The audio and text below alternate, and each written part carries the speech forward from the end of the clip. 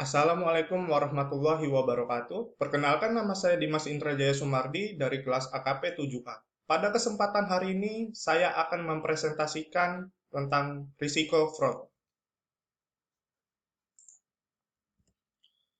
Definisi risiko fraud yaitu risiko yang dialami oleh suatu perusahaan atau institusi karena faktor terjadinya tindakan fraud atau kecurangan yang disengaja, baik kerugian yang bersifat materi maupun non-materi, di mana kerugian materi diukur dari segi nilai finansial dengan mengacu pada mata uang yang dipakai, rupiah, dolar, yen, euro, dan lain sebagainya. Dan non-material menyangkut dengan kerugian yang bersifat non-keuangan seperti menurunnya kepercayaan publik pada perusahaan. Selanjutnya, ada jenis-jenis fraud. Yang pertama, pernyataan palsu yang umumnya melibatkan pemalsuan laporan organisasi keuangan, misalnya melebih-lebihkan pendapatan dan mengecilkan kewajiban dan beban. Selanjutnya yang kedua, penyalahgunaan aset yang melibatkan pencurian atau penyalahgunaan aset organisasi. Misalnya menggelapkan pendapatan, mencuri persediaan, atau penipuan penggajian. Yang ketiga, korupsi, di mana penipu secara tidak sah untuk diri sendiri atau orang lain bertentangan dengan kewajiban mereka kepada pemberi kerja mereka atau hak-hak lain, misalnya suap atau konflik kepentingan. Selanjutnya ada bentuk-bentuk fraud. Kecurangan pada prinsipnya mempunyai banyak sekali bentuknya. Perkembangan fraud adalah sejalan dengan semakin banyaknya aktivitas kehidupan bahwa tindakan fraud merasuki berbagai sektor, baik private sektor maupun dalam ruang lingkup aktivitas pemerintahan. Untuk mencegah timbulnya kecurangan, maka jalan yang terbaik adalah dengan memahami apa dan bagaimana saja bentuk-bentuk kecurangan itu. Kekeliruan dan kecurangan bisa terjadi dalam berbagai bentuk, yaitu yang pertama, intentional error. Kekeliruan bisa disengaja dengan tujuan untuk menguntungkan diri sendiri dalam bentuk window dressing, yaitu merekayasa laporan keuangan supaya terlihat lebih baik agar lebih mudah mendapat kredit dari bank. Dan check kiting. Saldo rekening bank ditampilkan lebih besar sehingga rasio lancar terlihat lebih baik. Yang kedua, unintentional error. Kecurangan yang terjadi secara tidak disengaja atau kesalahan manusiawi. Misalnya salah menjumlah atau penerapan standar akuntansi yang salah karena ketidaktahuan. Yang ketiga yaitu collusion. Kecurangan yang dilakukan oleh lebih dari satu orang dengan cara bekerja sama dengan tujuan untuk menguntungkan orang-orang tersebut, biasanya merugikan perusahaan atau pihak ketiga. Misalnya terjadi kolusi antara bagian pembelian, gudang, keuangan, dan pemasok dalam pembelian bahan atau barang.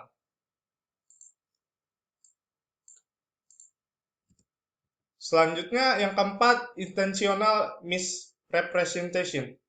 Memberi saran bahwa sesuatu itu benar, padahal itu salah, oleh seseorang yang mengetahui bahwa itu salah. Yang kelima, negligent misrepresentation. Pernyataan bahwa sesuatu itu salah oleh seorang yang tidak mempunyai dasar yang kuat untuk menyatakan bahwa hal itu betul. Yang keenam, false promise. Sesuatu janji yang diberikan tanpa keinginan untuk memenuhi janji tersebut.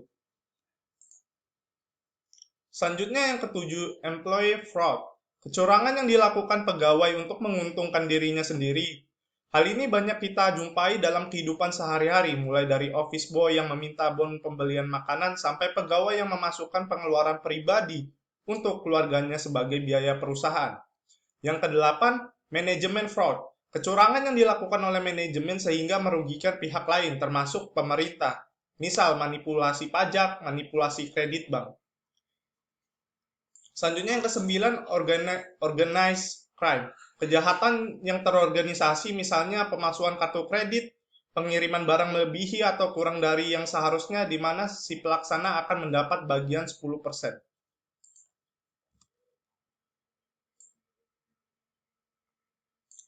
Selanjutnya yang ke-10, computer crime. Kejahatan dengan memanfaatkan teknologi komputer sehingga si pelaku bisa mentransfer dana dari rekening orang lain ke rekening sendiri. Yang ke-11, white collar crime.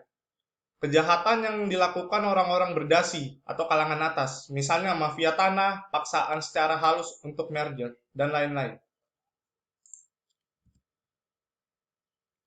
Selanjutnya, mendeteksi kecurangan. Teknik untuk mendeteksi kecurangan dapat dilakukan dengan dua cara, yaitu yang pertama critical point auditing. Critical point auditing merupakan suatu teknik di mana melalui pemeriksaan atas catatan pembukuan, gejala suatu manipulasi dapat diidentifikasi. Hasilnya berupa gejala atau kemungkinan terjadinya kecurangan yang pada gilirannya mengarah kepada penyelidikan yang lebih rinci. Metode ini dapat digunakan pada setiap perusahaan. Semakin akurat dan komprehensif suatu catatan, maka semakin efektif teknik ini dalam mengetahui gejala kecurangan. Yang kedua, job sensitivity analysis. Teknik analisis kepekaan pekerjaan atau job sensitivity analysis ini didasarkan pada suatu asumsi, yakni bila seseorang atau sekelompok karyawan bekerja pada posisi tertentu, peluang atau tindakan negatif kecurangan apa saja yang dilakukan. Dengan kata lain, teknik ini merupakan analisis dengan resiko kecurangan dari sudut pelaku potensial, sehingga pencegahan terhadap kemungkinan terjadinya kecurangan dapat dilakukan, misalnya dengan memperketat pengendalian internal pada posisi-posisi yang rawan kecurangan. Selanjutnya, penyebab terjadinya kecurangan atau fraud. Penyebab terjadinya kecurangan menurut J.S.R. Venables dan K.W. Implay dalam buku Internal Audit 1988 halaman 424 mengemukakan kecurangan terjadi karena yang pertama penyembunyian. Kesempatan tidak terdeteksi. Pelaku perlu menilai kemungkinan dari deteksi dan hukuman sebagai akibatnya. Yang kedua, kesempatan atau peluang. Pelaku perlu berada pada tempat yang tepat, waktu yang tepat agar mendapatkan keuntungan atas kelemahan khusus dalam sistem dan juga menghindari deteksi. Yang ketiga, motivasi. Pelaku membutuhkan motivasi untuk melakukan aktivitas demikian, suatu kebutuhan pribadi seperti ketamakan atau kerakusan dan motivator yang lain. Yang keempat, daya tarik. Sasaran dari kecurangan yang dipertimbangkan perlu menarik bagi pelaku. Yang kelima, keberhasilan. Pelaku perlu menilai peluang berhasil yang dapat diukur baik menghindari penuntutan atau deteksi. Selanjutnya, pencegahan terjadinya kecurangan atau fraud. Resiko dan tindakan terjadinya fraud sangat berbahaya bagi suatu perusahaan jika ini terus dibiarkan. Maka ada beberapa saran untuk mencegah terjadinya kecurangan, yaitu yang pertama, tingkatkan pengendalian internal yang terdapat pada perusahaan. Yang kedua, lakukan seleksi pegawai secara ketat. Gunakan jasa psikolog dan hindari nepotisme dalam penerimaan pegawai. Yang ketiga, tingkatkan keandalan internal audit departemen, antara lain dengan yang pertama, memberikan balas jasa yang menarik. Yang kedua, memberikan perhatian yang cukup besar terhadap laporan mereka. Yang ketiga, mengharuskan internal auditor melaksanakan continuing professional education. Selanjutnya, yang keempat, berikan imbalan yang memadai untuk seluruh pegawai. Timbulkan sense of belonging di antara pegawai. Yang kelima, lakukan rotation of duties dan wajibkan para pegawai untuk menggunakan hak cuti mereka. Yang keenam, berikan sanksi yang tegas kepada mereka yang melakukan kecurangan dan berikan penghargaan kepada mereka yang berprestasi. Selanjutnya, yang ketujuh, tumbuhkan suasana keterbukaan di dalam perusahaan. Yang kedelapan, manajemen harus memberikan contoh dengan bertindak jujur, adil, dan bersih. Yang kesembilan, buat kebijakan tertulis mengenai fair dealing.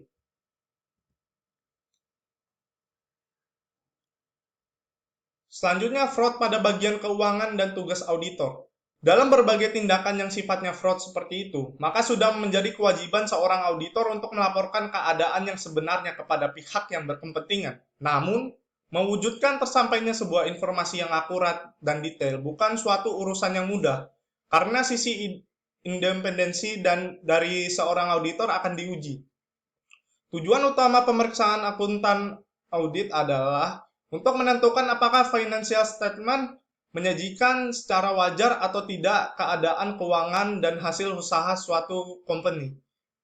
Penyajian suatu financial statement secara wajar merupakan suatu keharusan bagi seorang akuntan. Namun tentu penyajian financial statement tersebut harus sesuai dengan kaidah atau prinsip-prinsip akuntansi yang berlaku umum. Maka untuk mewujudkan keadaan seperti itu, segala sesuatu yang menyangkut informasi keuangan yang dibutuhkan harus disajikan dengan jelas dan baik, atau dengan kata lain cermat atau teliti, seperti menyangkut pemeriksaan transaksi dan saldo substansi agar tidak terjadi atau terbentuk suatu informasi yang keliru. Pada dasarnya, auditing atau pemeriksaan merupakan kegiatan yang dilakukan untuk membandingkan kondisi yang ada dengan kriteria atau ketentuan yang diterapkan. Mungkin sekian dari pembahasan saya. Mohon maaf jika ada salah kata. Wassalamualaikum warahmatullahi wabarakatuh.